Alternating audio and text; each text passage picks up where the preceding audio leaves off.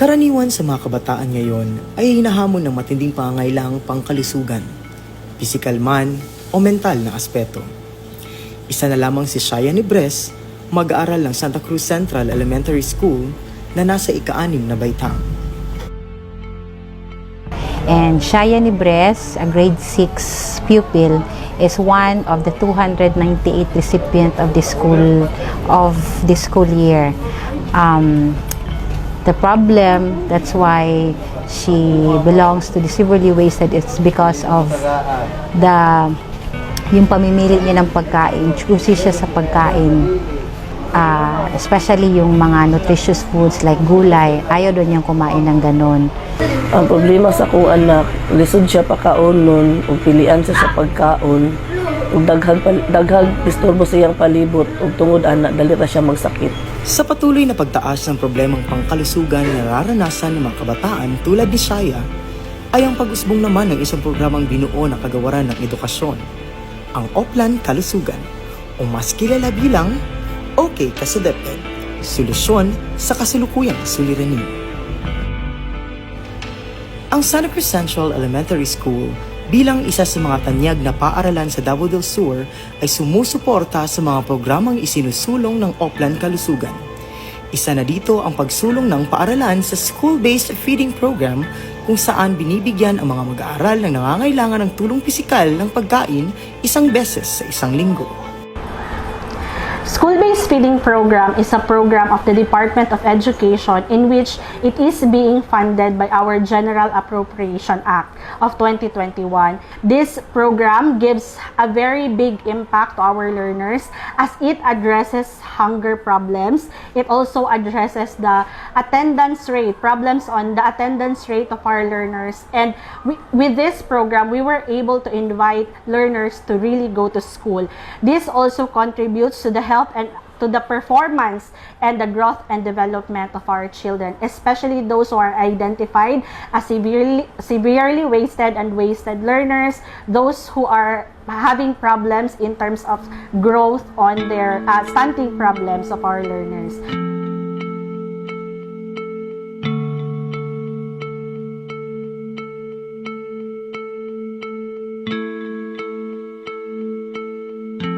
I am one of the dentists. I am serving the whole 7 districts of Davao del Sur for the dental services.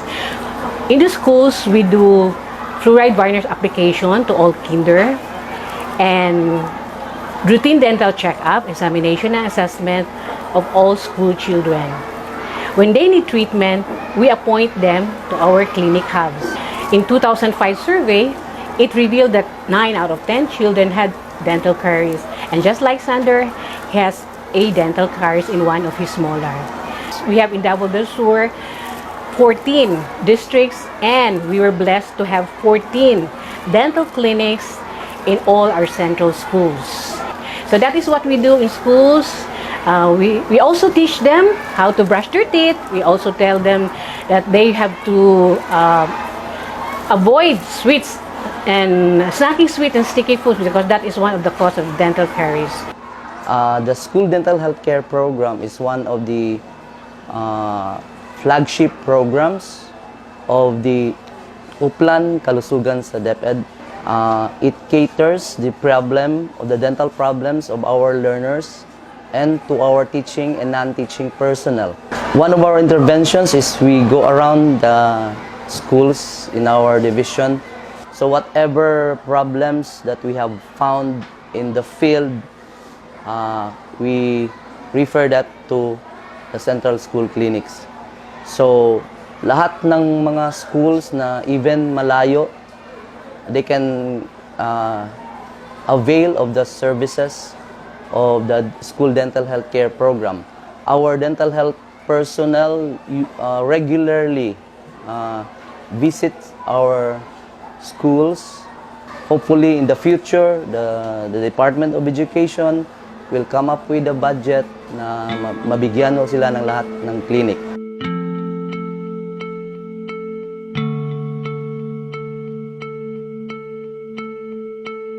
Ako ang nag-handle ng nursing services.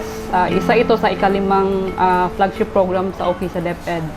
At ito ay nag-i-aims na magbigay ng kalidad na nursing services at edukasyon para ma-develop ang bata physically, mentally, socially, and spiritually healthy para siya ay maging productive, self-reliant, and responsible member of society.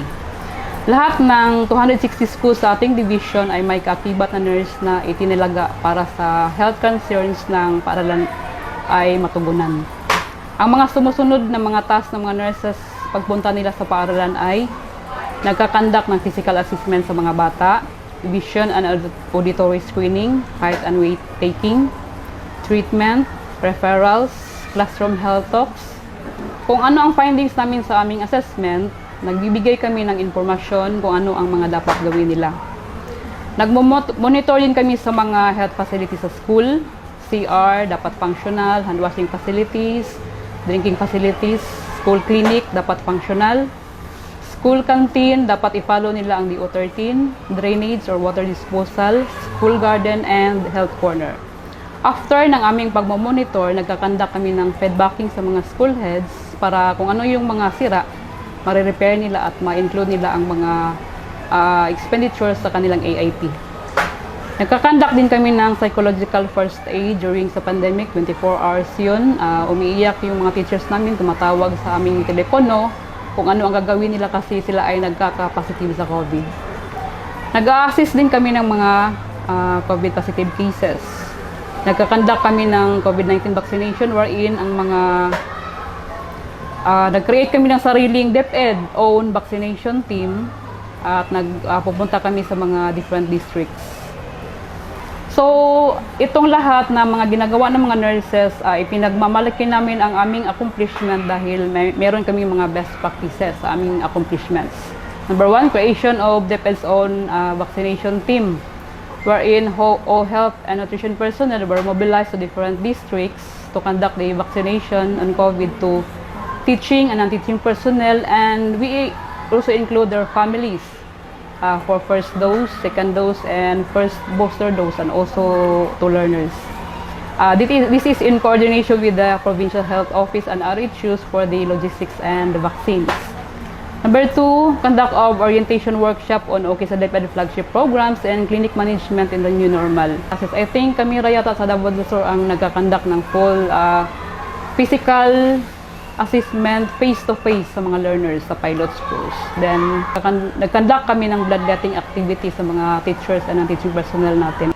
Ang WINS program ay naitaguyod upang mapanatili ang layunin na magkaroon ng comprehensive, sustainable, and scalable Was in School program na isulong ang karapatan ng mga kabataan na magkaroon ng dignidad at proteksyon sa mga kondisyon na makakahadlang sa kanilang development.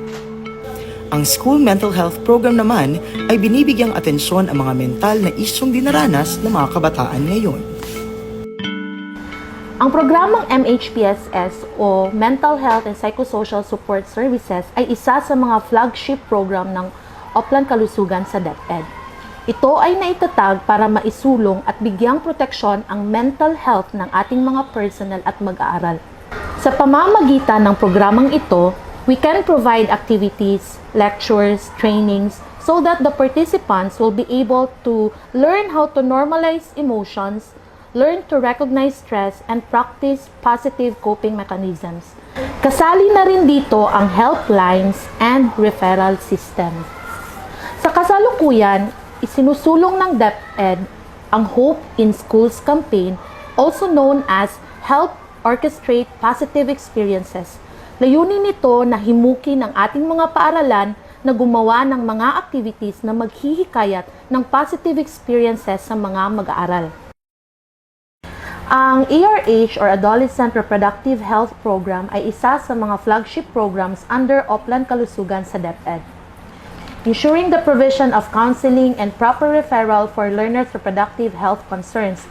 So through this program, we already established teen centers in some high schools, and we are still continuing to establish more. And through the health promotion activities, it is our goal to prevent the surge of teenage pregnancies. Ang NDEP ay naglalayong ma-integrate sa ating curriculum ang mga paksa tungkol sa pag-iwas sa impluwensya ng iligal na droga. Bilang coordinator, nagipag-ugnayan tayo sa ating Youth Formation Division Coordinator upang mapalawak ang programang ito. Ang ating YFD Division Coordinator ay bumuo ng barkada kontra droga upang mamuno sa paggawa ng mga activities tungkol sa pag-iwas sa iligal na droga. Dahil layunin ng NDEP ang paghubog sa kaalaman ng mga kabataan tungkol sa masamang epekto at malayo sila sa iligal na droga, meron tayong ginagawang symposium, sports activities at iba pang mga activities na naglalayo na mailayo sa paggamit sa iligal na droga ang ating mga kabataan. Smoking and Alcohol Cessation Program Coordinator. Layunin ng programa ito na mapalayo ang ating mga empleyado sa ahensya, lalo na ang ating mga estudyante na nasa paaralan. Ayon sa DepEd Order No. 48, Series of 2016, layunin ng programang ito na iwasan ang paninigarilyo at pag-inom ng alak sa loob ng ahensya at paaralan. Isa sa ating mga nagawa na pagpapaskil ng mga no smoking signs sa mga perimeters ng ating ahensya sa division office at sa school, paaralan, ay ang ating mga estudyante ay ating hinihikayat na umiwas na sa bisyong ito, at yung iba naman na kasalukuyang gumagamit ng sigarilyo ang ating hinihikayat na huminto. So for the medical services of the Davao del Sur divisions, we had conducted teleconsultations, especially during the pandemic, where we catered the confirmed, probable, and suspect cases of COVID-19. So we conducted also referrals sa ating mga MHOs, sa PHOs, and sa ating mga CHOs for the referral of our COVID-19 cases. We also have our face-to-face consultation. We conducted a face-to-face consultation to our teachers before the face-to-face classes. So we had annual physical examination of our teachers, and we can really see the impact of pandemic to our teachers. Also, we had health talks to all the districts, talking about COVID-19 as the virus and COVID-19 vaccine and other health-related issues. For the preparation of the face-to-face classes this November 2, we had conducted monitoring of all our schools. Now, monitoring of the health and safety protocols of all our public schools, of our 260 schools. We also have conducted capacity building to all our clinic teachers, teaching them the basic first aid, also the clinic management and how to manage COVID-19 cases and referrals. So for our schools, we are currently having COVID-19 vaccinations. By schools na ang ating COVID-19 vaccination. So we have, as of this moment, we have 96%, 96.49% vaccination rate for our personnel, 30.41% vaccination rate for our learners for the first dose, and for the second dose, we have 22.30%. So this is still short for the total population of our learners, but we are trying our best. We are coordinating with our municipal health officers and also our provincial health office. We already conducted a coordination meeting with our PHOs on how to increase and how to what are the strategies to do. So we are trying to conduct vaccinations in all our schools, and we are going to conduct it by schedule na. So in Davao del Sur, we are ready for the face-to-face classes this November 2. The Office of the School Principal has extended its support to Uplan Kalusugan program through the construction of comfort room at the back of the gym, the feeding programs, establishing partnerships with private and public sector for the Gulayan sa Paaralan program, allocate funds for clinic, and the provision of COVID-19 prevention programs like alcohol, face mask, thermal scanner, and others serve as the drop-off point of the 6 cluster schools of Santa Cruz South District and many more. Malaki ang pasasalamat ng mag-aaral na si Shaya Nibres sa Oplan Kalusugan dahil sa pribilehiyong hatid ng programa sa mag-aaral na tulad niyang walang kakayahang pinansyal na matustusan ang kalusugang pangangailangan. Dahil sa libreng pagkain, dental check-up at iba pang serbisyong dala ng programa, ay nakasisiguro na ang bawat mag-aaral na anuman ang estado ng buhay ay pantay-pantay na nabibigyang pansin at halaga. Di lang pisikal, maging emosyonal at mental na kalusugan. Hindi matutumbasan ng anumang salita o pagpapasalamat ang pribilehiyong hatid ng Oplan Kalusugan. Alay nito, ang masaya at maginhawang buhay ng bawat Pilipinong mag-aaral sa pamamagitan ng pagsulong ng Healthy Learning Institution.